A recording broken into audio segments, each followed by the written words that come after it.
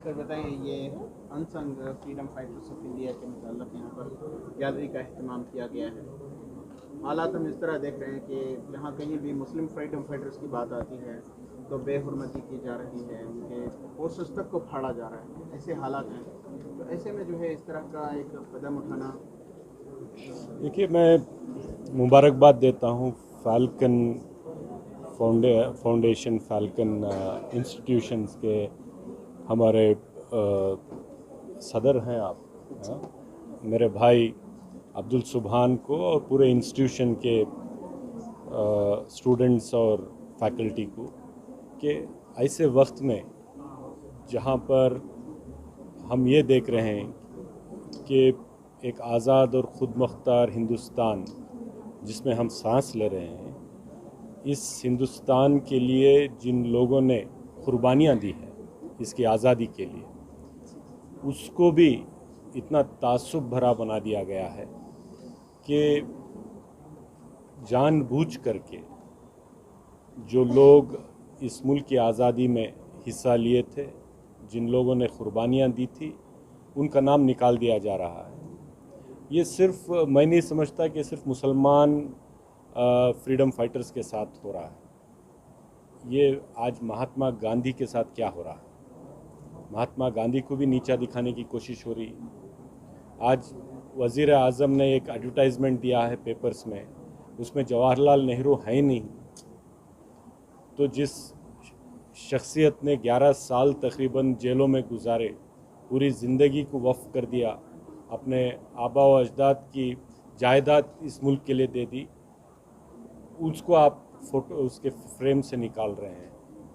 और जिसने अंग्रेज़ों के लिए, अंग्रेज़ों के साथ समझौता कर लिया, सरेंडर हो गए, माफ़ी मांग ली, अंग्रेज़ों के पेंशन में पूरी ज़िंदगी गुजारी, सावरकर, उनका फ़ोटो लेकर आते हैं।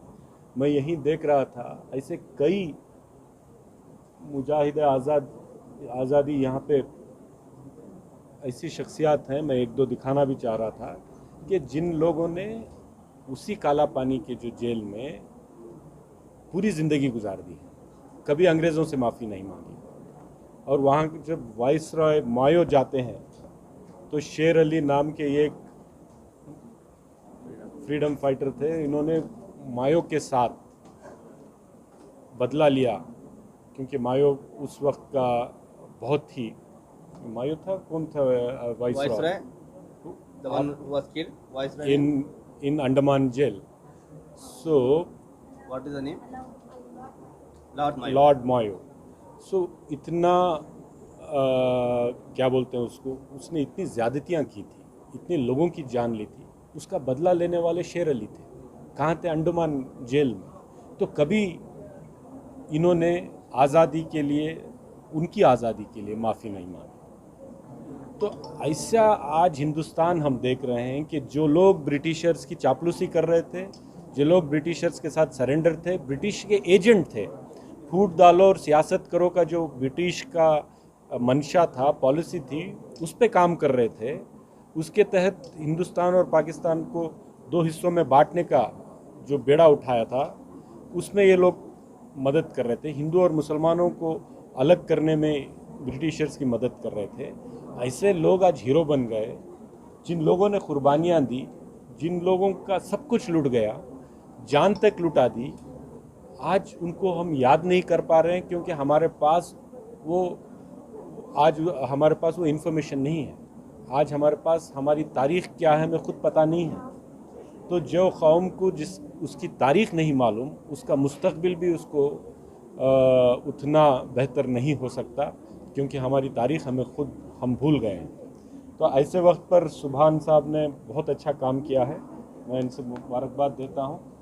और आप लोग इस कारवान को आगे बढ़ाएं, इस इंफॉर्मेशन को जितना आपके पास है या जितना नहीं भी है, उसको इकट्ठा करने का एक ऐसा काम करें, ताकि कल हम खड़े होकर के बोल सकें। आज जो एहसास कमतरी हमारे में है, ये लोग जो बोल रहे हैं ये गलत है। हमारे आबा व अजदाद ने इस मुल्क के लिए कुर्बानी दी है, और इस मुल्क को बचाना, इस मुल्क को आगे बढ़ाना जितना उनका फ़र्ज़ था उन्होंने निभा दिया। अभी हमारा फ़र्ज़ है, हमें निभाना है और हमें इस समाज को जोड़ के रखना है। हिंदू, मुसलमान, सिख, ईसाई, जैन, बौद्ध जो भी हैं, हमें भाई भाई की तरह रहना है, एक माँ के बच्चों की तरह रहना है और एक खुदा के बंदों की तरह, एक मुल्क के शहरियों की तरह हमें रहना है। तो ये पैगाम लेकर आप आगे बढ़िए, मैं मुबारकबाद देता हूँ। इसको बिगाड़ने की भी कोशिश की जा रही है। दूसरी तरफ जो है तालीमी इदारे इस तरह जो है तारीख़ को बाकी रखने की जो कोशिश कर रही है, इन हालात में कितना ज़रूरी है और हमारे तलबा को तारीख़ी वाक़यात और हमारे आबा व अजदाद की कुर्बानियों को जानना कितना अहम है। ये दो पहलू हैं एक्चुअली। एक तो ये कि जो कौम अपनी तारीख़ भूल जाती है वो तारीख़ बन के रह जाती है। दूसरा पहलू ये है कि जहाँ पे भी तारीख़ के साथ टैंपरिंग करने की कोशिश की गई है वो लोग तारीख़ के पन्नों में चले गए हैं। आज हिंदुस्तान में एक अलग अलग माहौल बना हुआ है। यहाँ पे बहुत बदकिस्मती है हमारी। अगर हम मुस्लिम कौम की बात करते हैं एज ए कौम, किसी से भी मैं पूछता हूँ, जवान नस्ल से पूछता हूँ, बुज़ुर्गों से पूछता हूँ, 5 से ज़्यादा कोई फ्रीडम फाइटर का नाम बोल नहीं सकता और हम दूसरों को ब्लेम करते हैं। जब हम अपनी ख़ुद की तारीख़ नहीं समझ सकते, हम अपनी तारीख़ कैसे लिखेंगे फिर बाद में?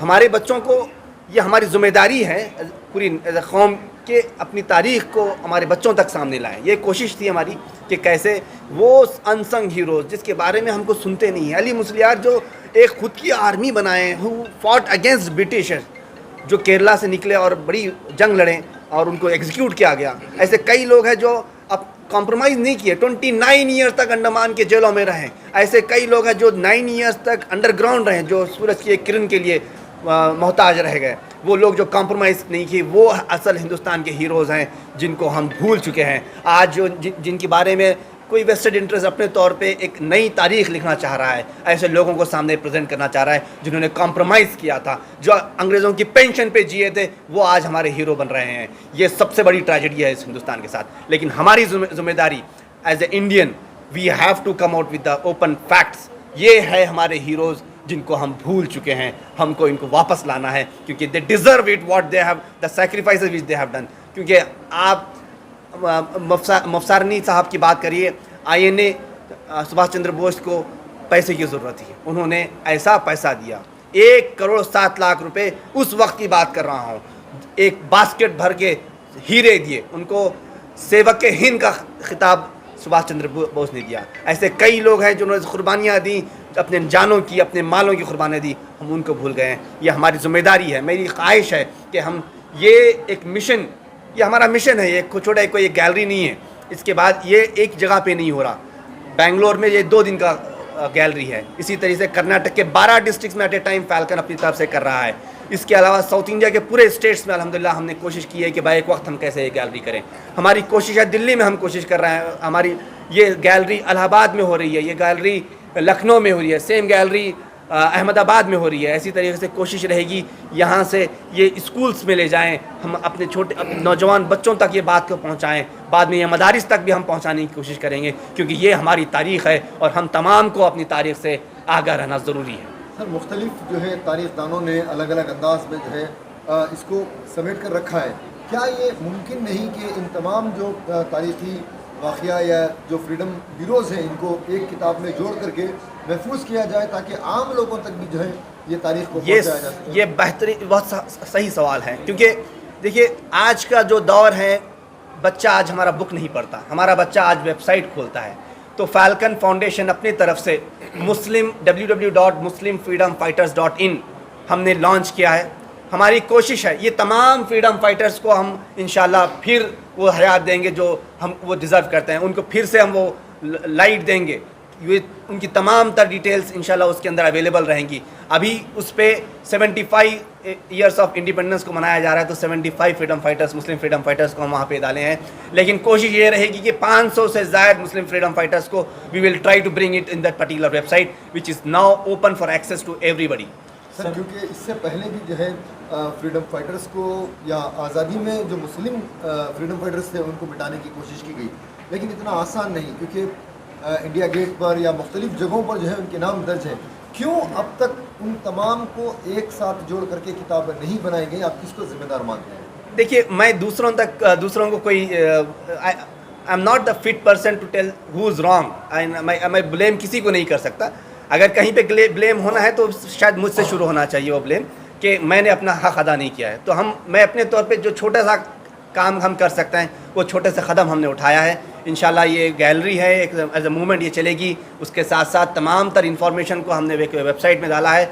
अगर ज़रूरत पड़े तो एक बुक भी इंशाल्लाह हम खुद अपने तौर पे लॉन्च हिंदुस्तान करेंगे। की आज़ादी के लिए कई मुसलमानों ने अपना खून भी बहाया है, जहाँ पर सादिक अली और निज़ामुद्दीन का नाम भी पहुँचता है।